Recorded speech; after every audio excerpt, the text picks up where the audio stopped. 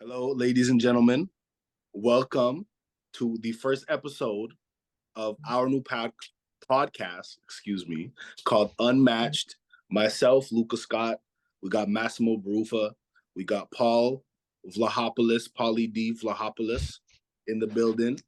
We're excited to bring this to you guys. This is something that we've been talking about for quite a while. It's been long overdue. But you know what? It's 2024. February, I want to say the 8th. Yeah, February 8th. We said, let's stop messing around. Let's get down to business.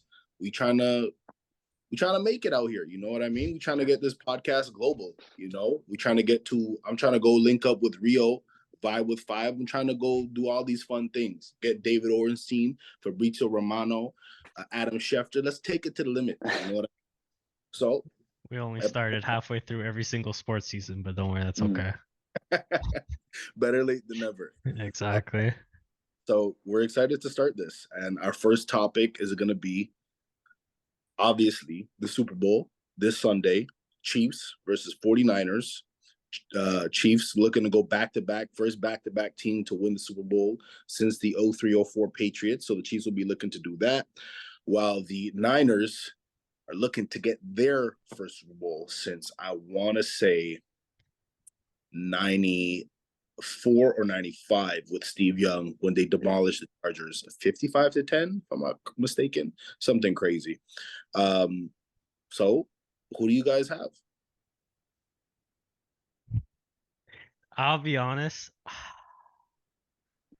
So my heart says I want KC, and that's A because I actually just want to see when's the next time you're gonna see someone contend for the amount of Super Bowl rings that Brady has? It's right. This is gonna be his third, so it puts him it puts him on track to hit that milestone. And I want to see that. But who is gonna win? I'm still going with KC because I'm still going KC because they are pure every Super Bowl they went to, they have been probably on par or worse than the team they've been playing, and they've won every single one. They are the Golden State of football. They are they're still a powerhouse within the season, but even when they're not, they're a pure playoff team. And you can see it. Like all you need is Mahomes and a couple, and you have Kelsey, right? That's all. That's the recipe they need, and that it works with them, right? I'm not writing off San Fran, but I think KC squeezes it out again. But again, tight game. I'm assuming. All they need is someone to hang on to the football, which this playoff run has been looking good. During the regular season, they couldn't do that. Who knows if in the Super Bowl, MVS or Hardman decide maybe they don't want to catch the football again. I mean, Kelsey will always be Kelsey. He's arguably the best playoff performer as a weapon in league history, barring Jerry Rice, and he's pretty much catching every one of those records right now. But I think I'm leaning with the 49ers. I'm a sucker for a feel good story. I think it would be sick to see Mr. Irrelevant win a Super Bowl. I also think that from top to bottom, the 49ers have a better roster. The only there's the two positions I guess you can say is better is with tight end Travis Kelsey is one of the greatest of all time. Kittle's no slouch, but it's just like a different category. I would say we would all put Kelsey in Different over tier, different Kittle. tier. They're Yeah, they're better exactly. in that position, but it's not like the 49ers are slacking in that position either. No, Because exactly. But it's just like Kelsey is just like a notch above. Like we Yeah. talk about him as one of the greatest tight ends of all time. yeah, I think Kittle's so good. It's just Yeah, he's not asked. Uh, like their responsibilities are not the same. Obviously, we know Kittle's a better blocker, and his yards after the catch. I yeah. mean, he is He a step can. He's hard to after tackle. exactly. So it's like obviously, I think Travis Kelsey's better. I think Mm-hmm, Travis Kelsey definitely has a legitimate argument to be the greatest tight end of all time. mm-hmm. But Kittle, by the end of his career, barring injury, of course, I think he Yeah, also has an argument or has an opportunity, I should say, to be one of the top 5 tight ends of all. Yeah, I don't disagree with that. No, he has He could crack, like he could easily not crack it, but he could easily also like Yeah, he's teetering in between the top 5. It's just because he has trouble staying healthy, right? It's the Yeah. last two years he's missed, I would say, almost half the games. This year he pretty much stayed healthy, barring I think he had one injury. He missed maybe a week or two. in a good chunk of. Yeah. He's been on fire when Purdy needs him. Like it's like a security blanket. I mean, that's what a tight end most of the time is. It's the QB's best friend. He's a security blanket. It's not. They don't usually run the deepest of routes, right? They intermediate them and yak yards, right? And Kittle's great at that. Yeah, exactly. I'm gonna go with the Chiefs, but only because well, first of all, if you don't know, and some people won't because it's our first episode, but Mahomes to me is number 1 my favorite player in the league. Number 2, I think the greatest quarterback of all time. And I mean, I don't think it's crazy to say he's the greatest football player of all time, based off of the importance of the position that he plays. He's just the biggest factor in the equation. Like it, his role is so important. He's such a difference maker. He tips the balances, right? He tips the scales, and like Paul mentioned, the teams that they've played with against in the Super Bowl, they've been on par or worse. I would argue worse. Yeah. I think this is probably the closest it's been in his Super Bowl appearances. Just because of how good that defense is this year. Defense is really good. Defense is very. It's the weapons that just scare me with that. Yeah. It's not the normal. Like even last year, like for everything that happened with Juju since, he was reliable when catching the ball. Until you knew he'd be able to bring it in. That's probably the biggest concern with this team. Besides Kelsey, who can you lean on?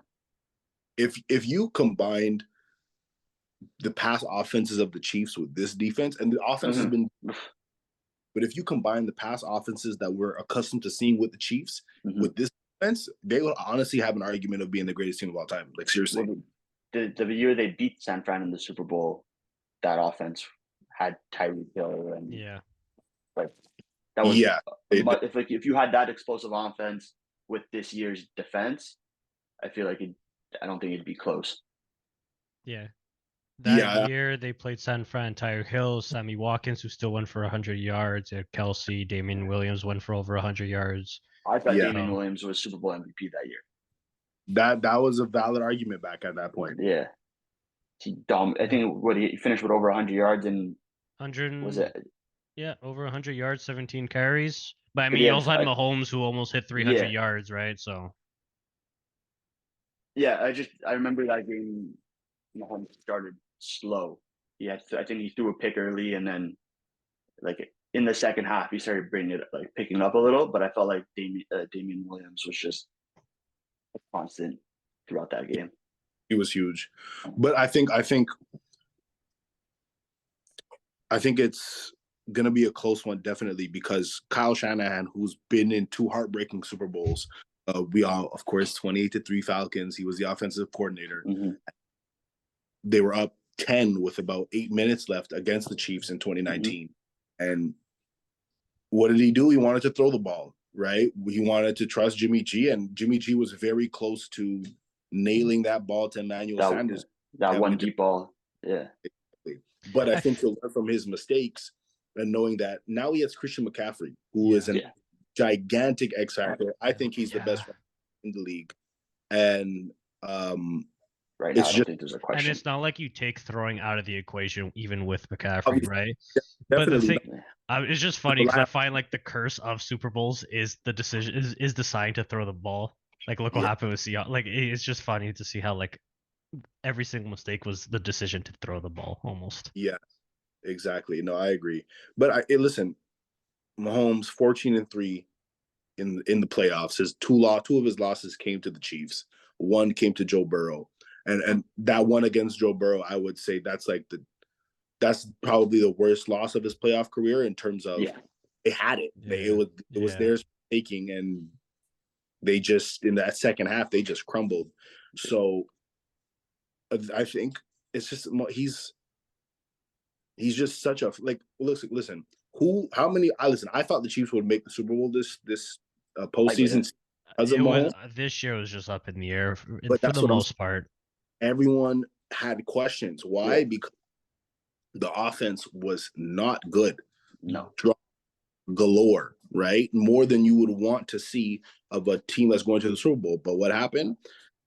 Listen, Kadarius Toney, and no disrespect, but Kadarius, because he was huge in the Super Bowl last year, and he was a big factor for why they beat the Eagles. But no Kadarius Toney in the playoffs, no Justin Sky Moore.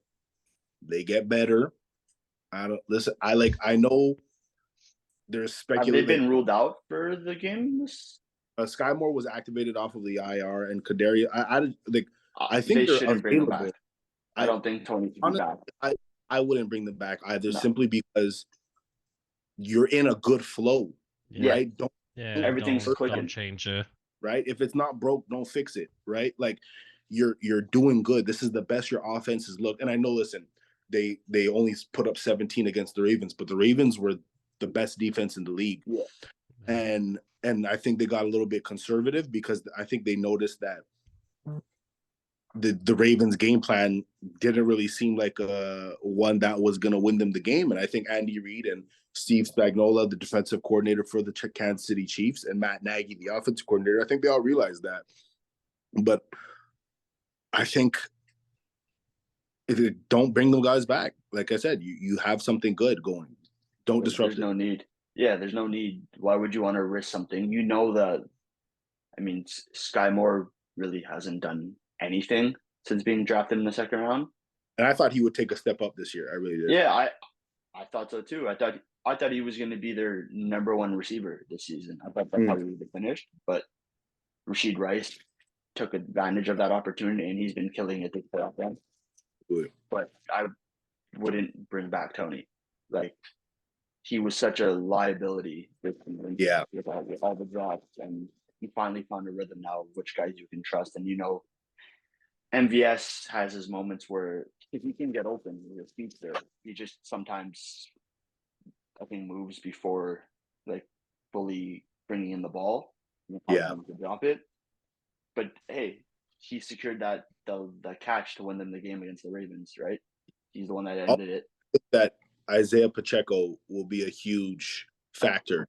Because if he can establish a run game, he's leading the postseason in rushing so far. He has 254 yards and 3 TDs. Now, granted, he's played one more game than McCaffrey. McCaffrey's at third with 188 and 4 TDs. But you look at him, if he can get going, if he can establish some semblance of a run game, it makes the Chiefs offense that much scarier. And the Niners, and Fred Warner pointed it out, their defense has not been what we've expected so far. And I don't know why. I'm sorry. They did have a lot of injuries on the defensive side of it. But, you look at the game against the Lions, and I know the Lions have a good offense. You look at the game against the Packers, right? Jordan Love I think he's established himself as a very, very good quarterback. Some of the throws he was making, but, you look at, the Packers don't really have. There's nothing around the QB. Like Christian Watson and Romeo Doubs, I think are good receivers, but I expected them to take the next step this year and be like looked at as more star receivers, and they didn't do that. And Aaron Jones has had a little bit of a down year for the most part, and I think that it's a little bit telling that a team like the Packers gave the Niners such a tough time. Yeah. And actually also, I think pretty much all the games, they started slow. Like the 49ers have started slow in every game. They were behind against Green Bay. They were behind a lot against Detroit. And I mean, more so in the Detroit game where Purdy really showed out in the second half of that game, whereas he didn't look like much against Green Bay at all throughout the whole game. I think the biggest question mark in the Super Bowl is what Purdy do you get? Is it, are you going to get the guy in the second half against Detroit, or are you going to get the guy who played the entirety of the Green Bay game in the first half of the Detroit game? Hey, first Super Bowl coming off being a third string a couple years ago, so like we don't know what to expect, right? I mean, and it's also his like he's lucky that the team around them is experienced in this atmosphere, right? But like if it goes San Fran way, like I I love the story. I wanted to go with him. Like you're a third string, third string. You're not expecting the starting job. You go down 2 injuries, bring the team into the playoffs, bring them into the conference finals, and then you bring them into the finals, right? So it's just that story is great. It's just you don't know what to expect. Also, Yeah. in a game like this, right? And when your counterpart is Mahomes, who's in and out, it's gonna get frustrating. But we also have a whole lot of other topics. But staying on the sport of the NFL, we should. Who do you guys think who's gonna be the MVP for the Super Bowl? Ooh, that's tough.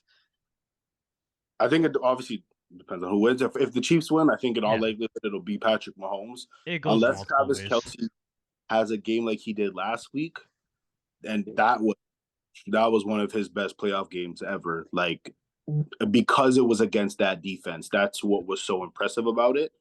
Um, but overall, I'll say Mahomes. On the Niners side of things, I think McCaffrey has a really good chance of Yeah. winning, just because not only of the rushing game, but the pass catching ability that he has.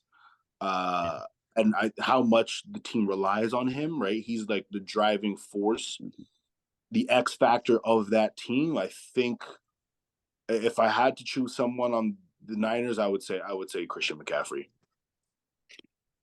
I think the Chiefs, I don't know. There's never been a player to win Super Bowl MVP 3 straight times. Like I know Brady had 5, but there was gaps in between. I think he won the first 2, and then was it Branch won the one in between, and then like I think so.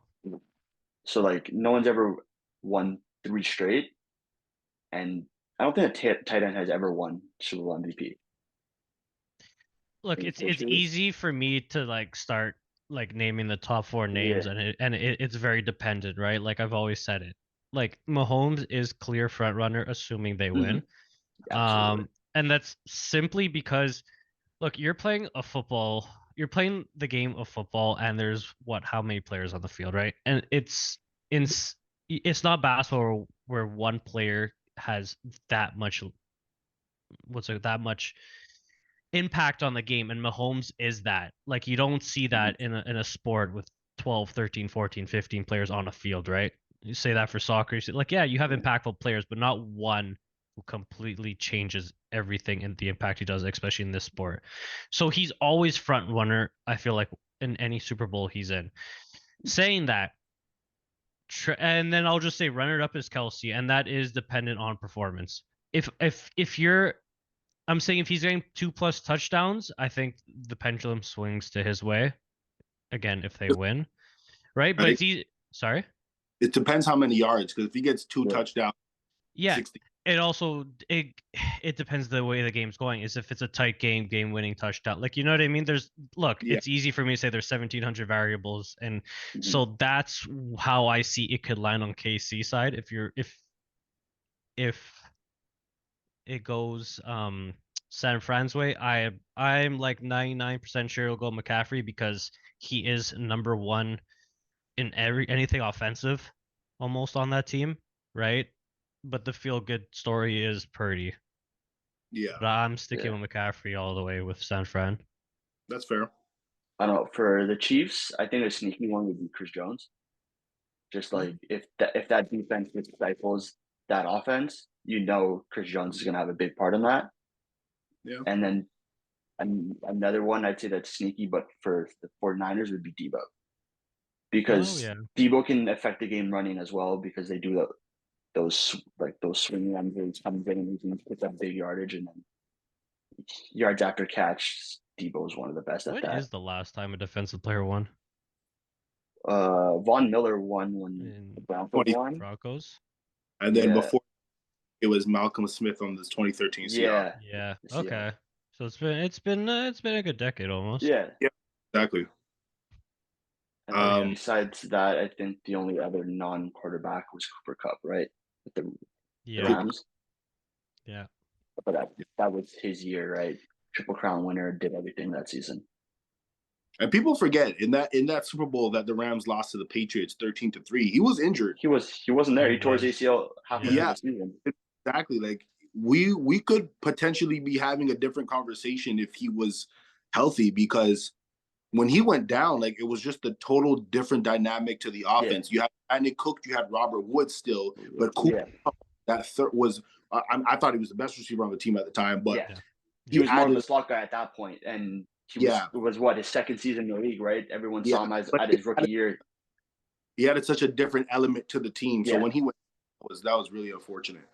Well, that was Goff's guy, right? And he couldn't adapt after that. You saw it, like, not the same guy. He's adapting well in Detroit. They got a good system. They got a good system around them there too. Yeah, that's just a good system. They have confidence and faith in him, right? The Rams stopped the faith in him. It's just I love to see that they have so much confidence after being heartbroken so many times. Like last year, they weren't what's it called? They weren't a playoff team, but the amount of games that were final drive losses that probably could have put them in a wild card position or in a playoff position is insane. And for them to come back this year and almost make a Super Bowl appearance.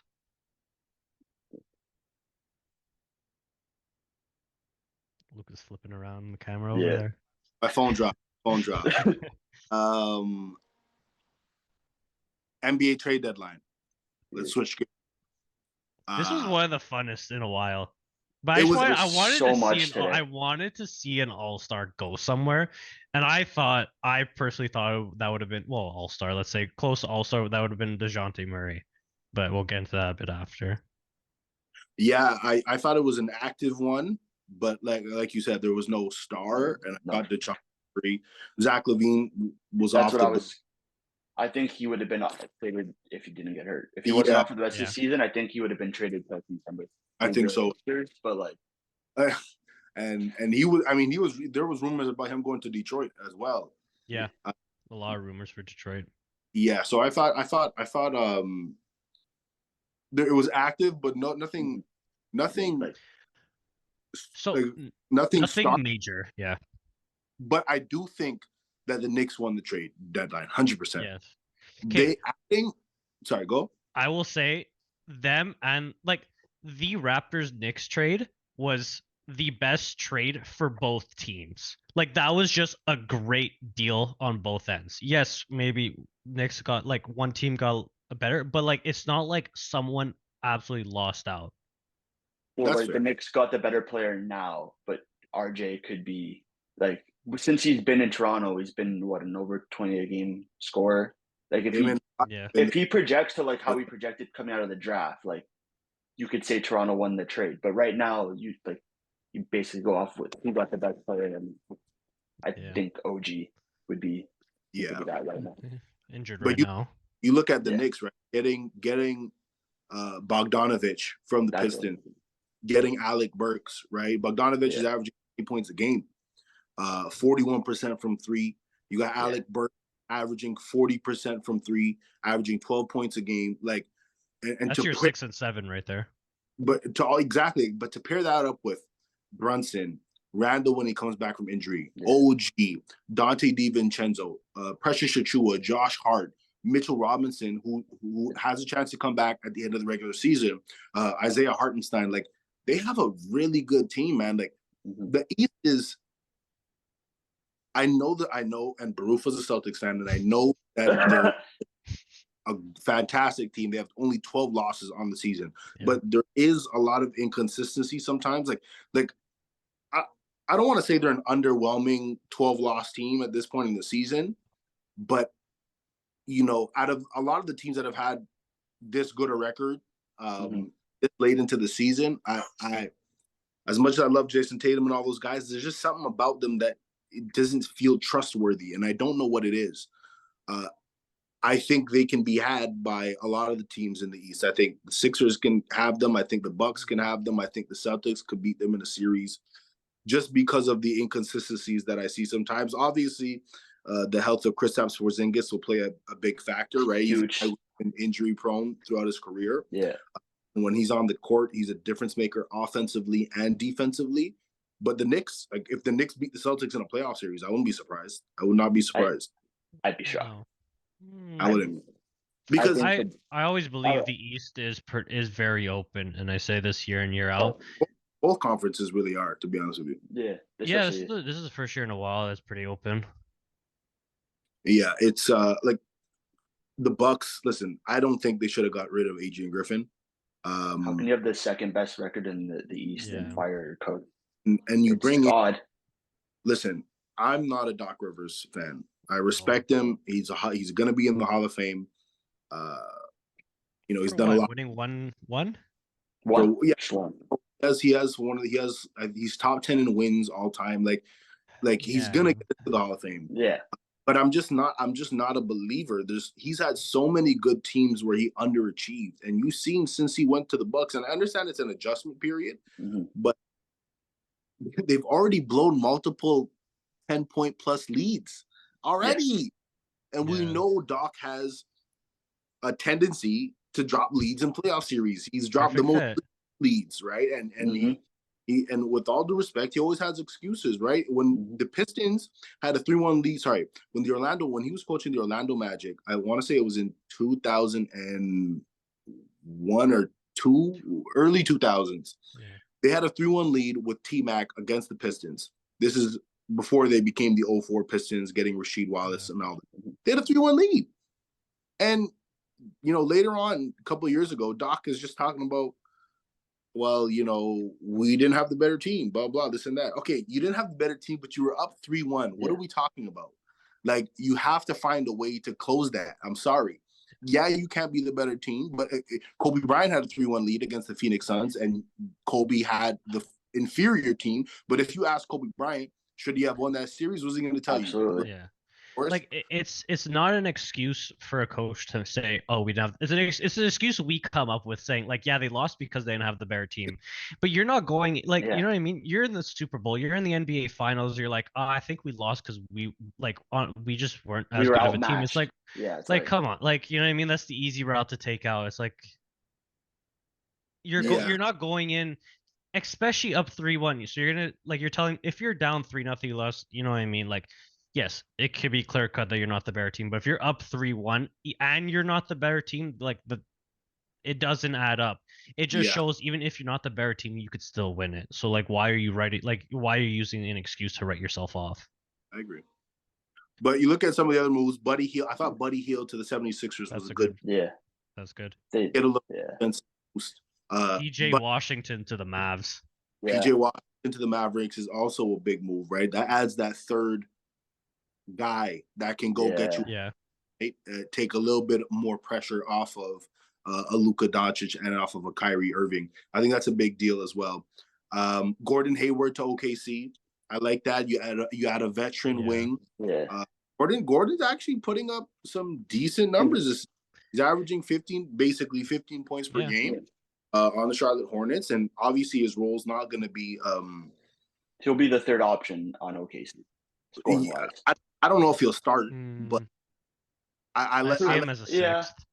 I like Gordon coming off the bench. I think I always think it's important to have. Obviously, it depends on what team you have, of course, but I always think it's important to have a guy that can get you a bucket off of a bench, right?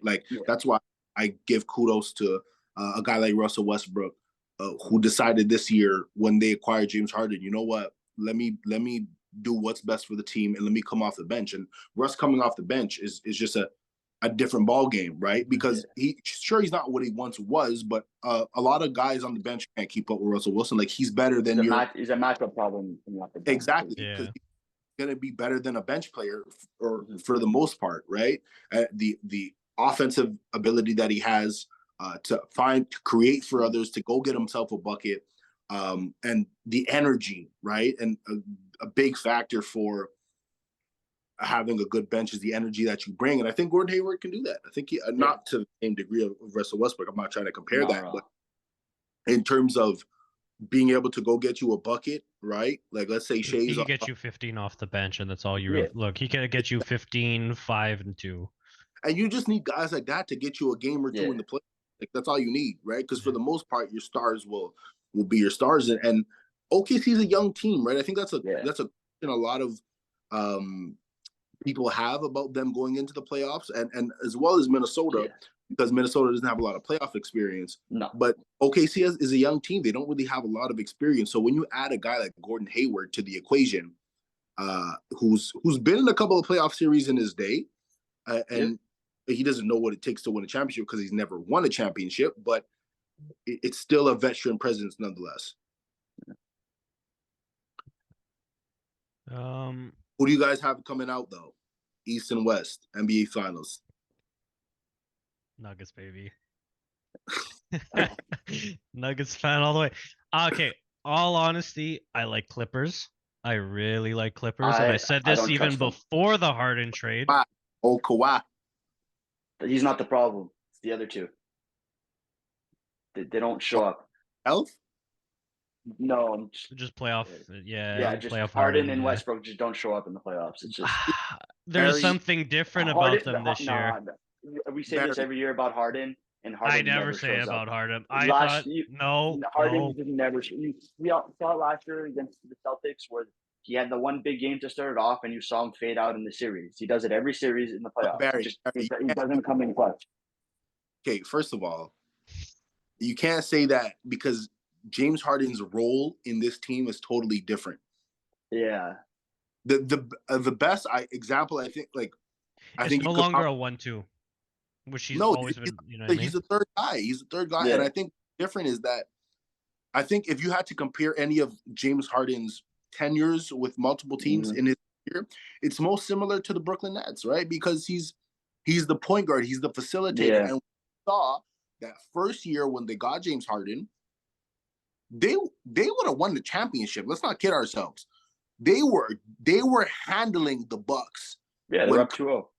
They were up 2-0, and James Harden wasn't even playing. Yeah. They were up 2-0, and they demolished the Bucks in that second game. It was like 125-86. They demolished them. And people forget that if Kyrie didn't get injured, they're, in my opinion, winning the championship, right? And they would have done that with a James Harden, who was having that role. And also, I think you need to give credit to this is a Tyronn Lue coach team. Yeah, that's the difference. Exactly. That's the difference, I think. Yeah. I said it from jump. If there was anyone that could figure out this situation, this I guess gathering stars, right? Because a lot of people just Ty Lue. One ball, right? If anyone was gonna figure that out, it was a guy like Ty Lue. Yeah. And I'm still laughing that the Lakers never took him. Exactly. It's that's ridiculous. Don't even get me. My Lakers should have got them. Okay, should have. But I agree. For me, I have the Clippers coming out, and I got. Ain't nobody want to say the Celtics. Let's be honest. Hey, they're coming out the East. I'm not like I think the Celtics would. I think the Celtics in the playoffs against the Clippers would lose like 4-1, 4-2, maybe. Look, let's West is I like Clippers, but I am still full hard on like Denver Nuggets. I think is the perfect playoff basketball team. Like they just have a solid team. They have like their starting lineup with Gordon, Jamal Murray, Jokic, Porter Jr. Like, you know what I mean? You don't have that well-rounded starting lineup, and every year they get a new bench, and it's always a solid. Like PJ Washington, Christian Braun are playing great off the bench. They're just, I think they are the most well-rounded with a superstar, 2 superstars team. So like I will always put I would always put them favorite. But again, I like the Clippers. East is always the hardest, man. Yeah, it is. Um, But Barry, quickly, who you have in your top for East and West? Sorry, who you have coming out? and coming out of the East, I think it's Boston. Just there's less question marks about them than any other team. Yeah, With the Bucks, it's the whole coaching situation. Like, yeah, was it the right like thing to do to fire your coach halfway through a season when you're in second place in the East for a guy that everyone knows has problems coaching in the playoffs, bar that yeah, 1 year with the Celtics when he had KG, Ray Allen, Paul Pierce. So it's I don't know, and I don't Frez for how good Embiid is, he just has something that him against the Celtics has pretty much not worked out in his favor throughout his yeah, career. I think it's a matchup problem, and I think we still have Al Horford, and it don't matter how old he is, he still guards Embiid better than anyone else in the league. Um, Coming out of the West, I just until proven otherwise, I think you just got to go with the Nuggets because fair. you like champions know how to get themselves in the playoffs in the regular season because you know what it takes to win a Yeah, championship. And even if they don't finish with the best record in the West, I still think they should be the favorite just for the fact is they got, I think, they're probably the best roster in the West. And I don't know. Until proven otherwise, you just got to go with the defending champs. that's fair. That's fair. I don't think that's crazy at all. Okay, quickly. Um, let's do our top 5 Super Bowl teams of the 21st century. This was a difficult list to make. Yeah. Um, Well, but for because you're me, choosing from 7 Tom Brady teams to go along with but 7, like, yeah. and spoiler alert, I don't have one Patriots team in my uh I don't have one Patriots team in my top 5. But okay, so my number 1 is the 2000 Ravens. They averaged 5.7. They only gave up 5.7 points per game in the playoffs. That's absolutely ridiculous. Number 2, I'll go the 2013 Seahawks. What they did against the Denver Broncos and Peyton Manning's historic offense was just insane. Number 3, I'll go last year's Chiefs 2022-2023 season. Number 4, I'm going 2020 Bucks, and quickly why I like the Bucks Brady team over the Patriots ones is just because I think they had more offensive weapons to worry about, and the defense was very good. So that's why I kind of gave the edge. You got Mike Evans, you got Chris Godwin, you got Antonio Brown, you have Rob Gronkowski. I got to give them the edge. And then my 5th, I got to go with my Pittsburgh Steelers, 2008, Santonio Holmes in the end zone. I got to go with that. I got 2013 Seattle Seahawks at number 1. I think like it 1 and 2 are the 2 legit defenses. It's Yeah. either the Seahawks or the 2000 Ravens. The only reason why I have the Seahawks ahead of them is because I think Russell Wilson was a better quarterback than Trent Dilfer. Number 2, I have the Ravens because again that defense was insane, giving up like not even 6 points a game in the playoffs, and even in the Super Bowl they didn't give up a legit touchdown. It was a Kick return. kick return. 3, I got the 2019 Chiefs. I think just that offense was so explosive. Having a prime Travis Kelce, a prime Tyreek Hill, and a prime Patty Mahomes, it's that offense kills. So yeah, at number 4, I got the 2016 Patriots. They were greatest comeback in Super Bowl history. You got obviously I would say a more prime Brady than the Bucks teams, and I think this performance was better than I can't say like better, but every other game, like most of his Super Bowls have come down to the wire. It could be a game-winning field goal or last minute touchdown. I feel like this was a comeback for the ages. Just I think that puts it in a different category.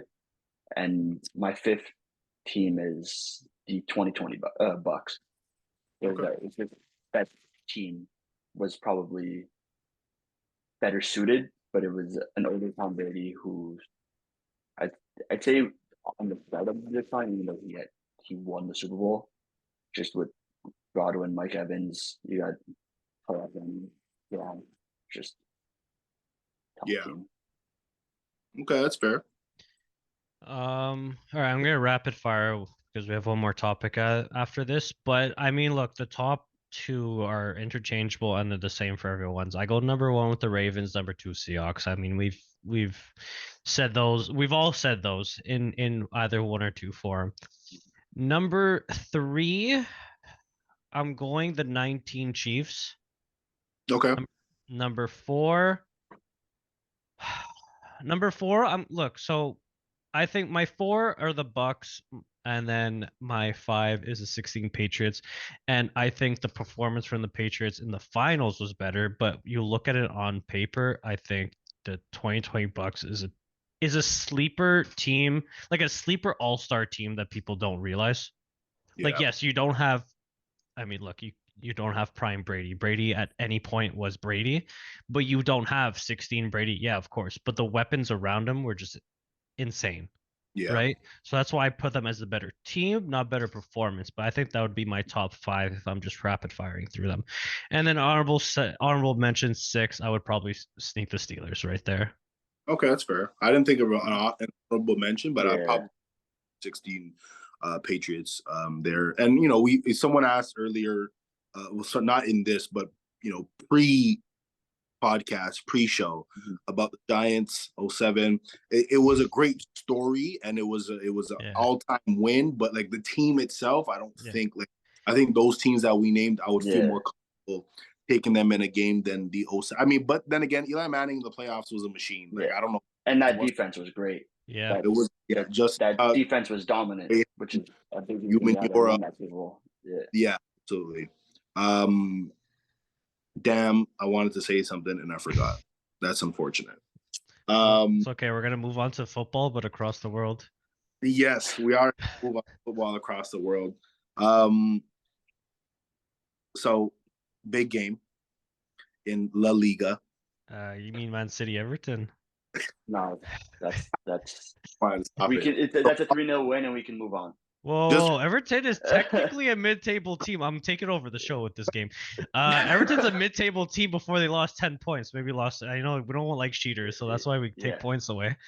The team that had 115 alleged breaches or something like that.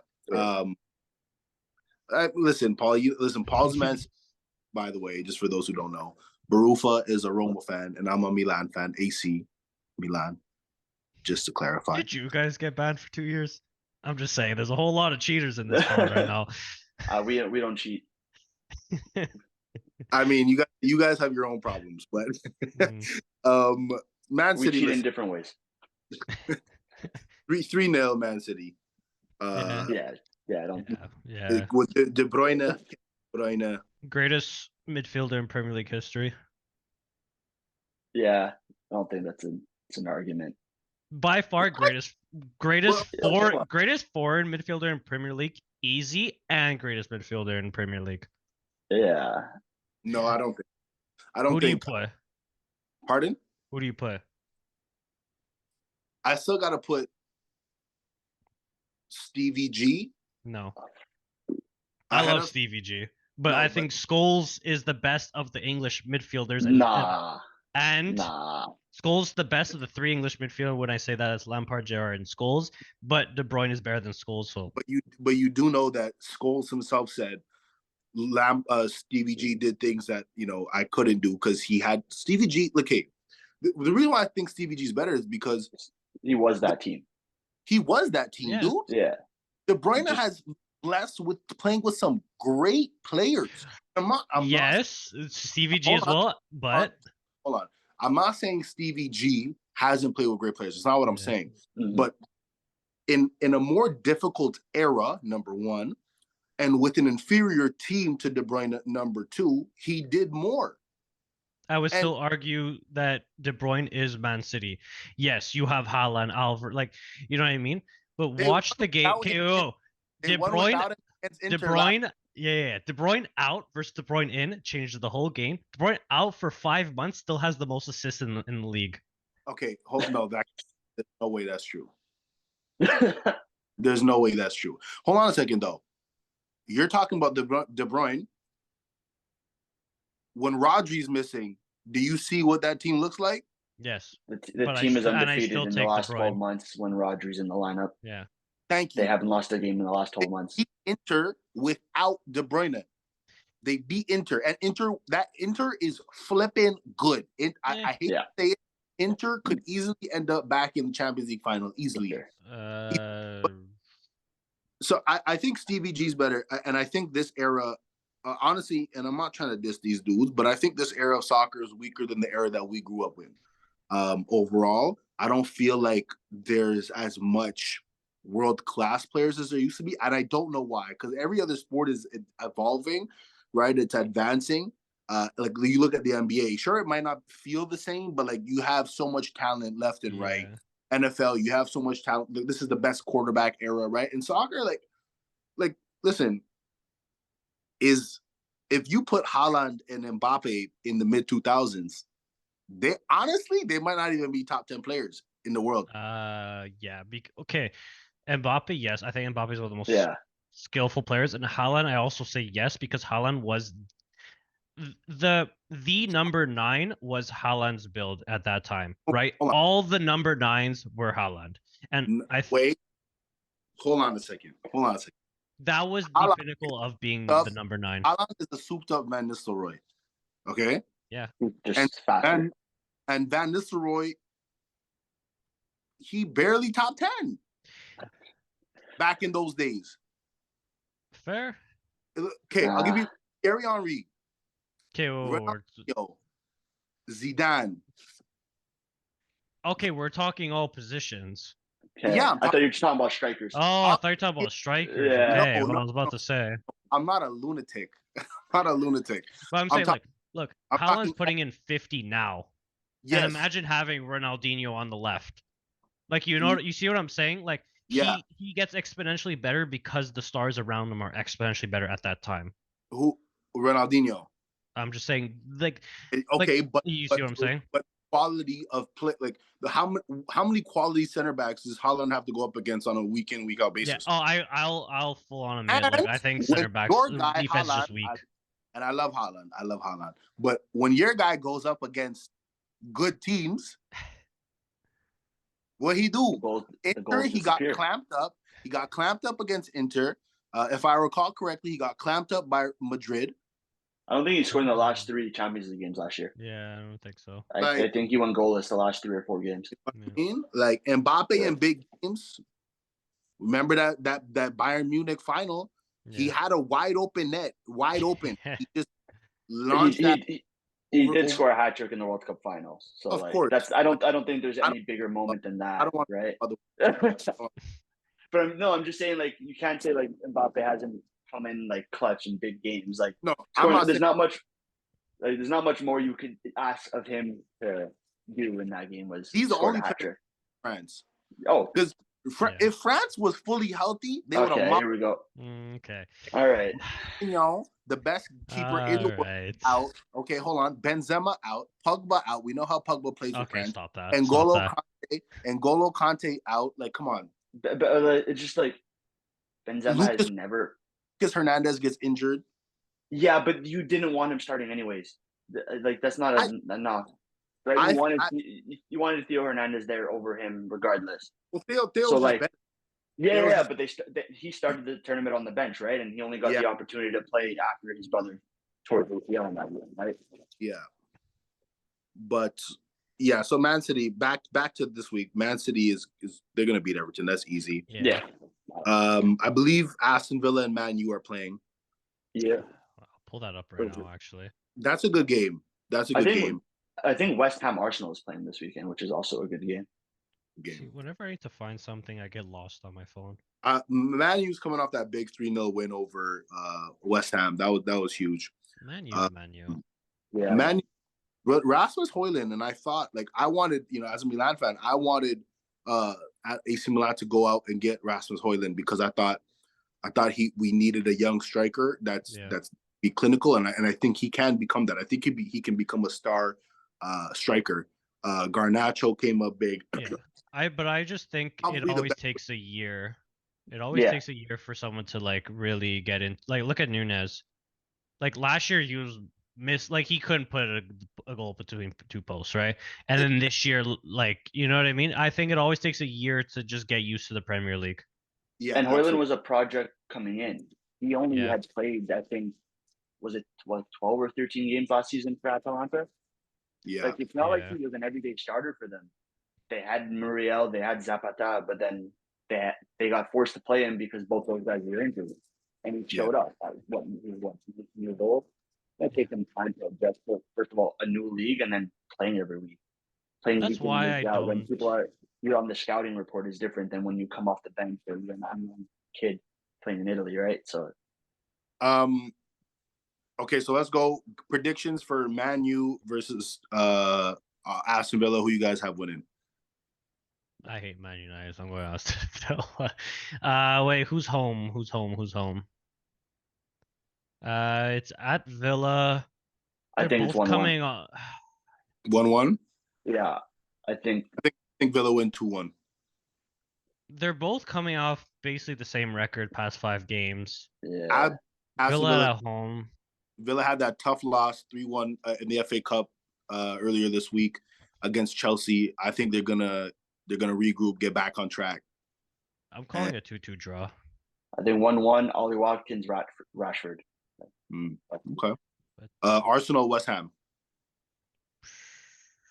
I'm going Arsenal. I think they're starting to find. Yeah, I kind of feel like Arsenal is going to go into the reverse of last season. Last season they started off crazy, and they should have won the league. We all know that. But when Saliba went down, things kind of got a little bit shaky for them. But I think it's the reverse now, right? Like they started off good, then they ended poorly, and then this season they didn't start poorly, no. but I think they're starting to find their form. Bukayo Saka starting to get back on track, right? Like they're starting to find their groove again. So I'm gonna go Arsenal. West Ham. Listen, you lose 3-0. I don't expect you to get smacked up like that this week. So I'll go 1-0 Arsenal. I have a gut feeling it's another 3-1. Yeah, I was gonna say the same thing. I think it's a 3-1 game. I have a gut feeling. Right. But Yeah. Arsenal, they're missing a striker. That's all they're missing, really. Yeah. Let's go to Serie A.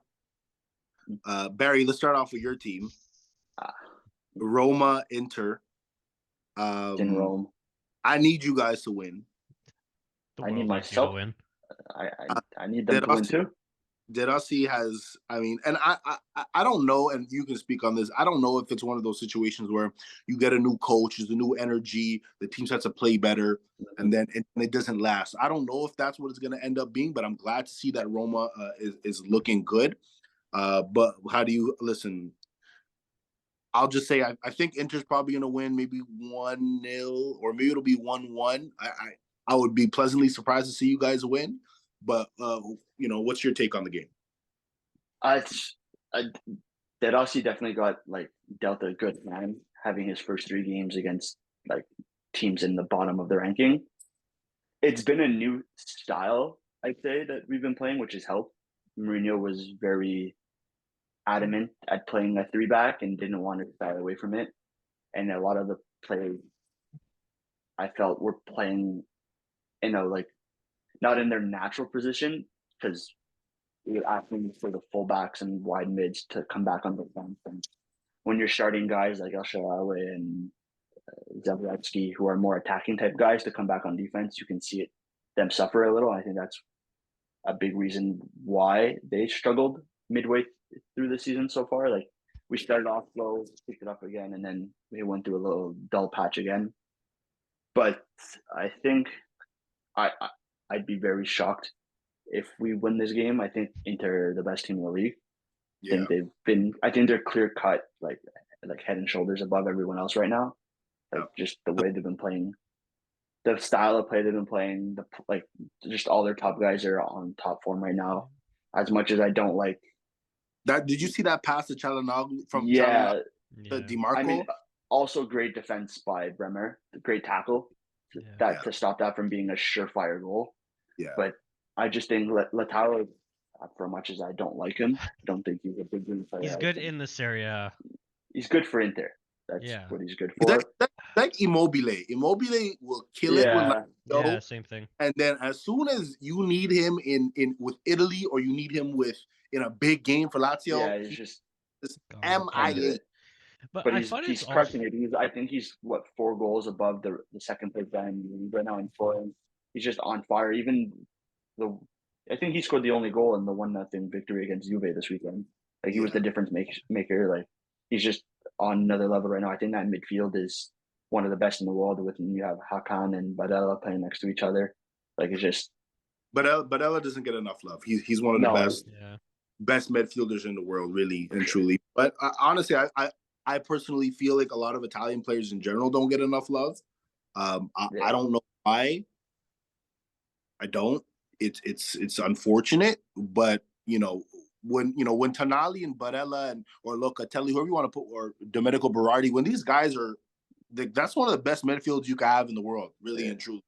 But they don't get a lot of credit, and hopefully, I know Tonali's suspended till the midway through this year or June or July. 6 months. Yeah, he's missing the Euro. He's out until after that.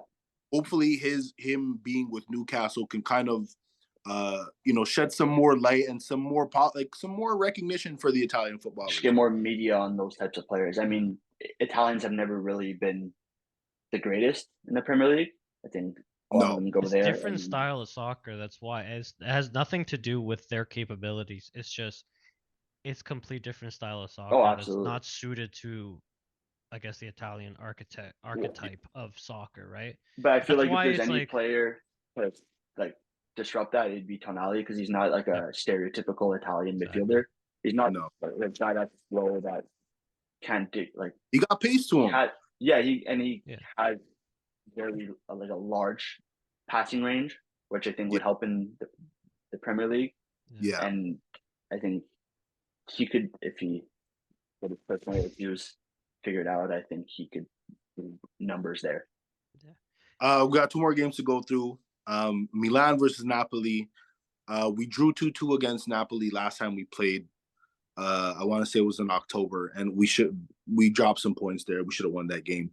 But other than that, Milan's done pretty well against Napoli in the last, I would say, 4 games. We drew 2-2, and then we had that Champions League quarterfinal against them where we ended up winning. Rafael Leao had a fantastic run where he found Giroud, put it in the back of the net.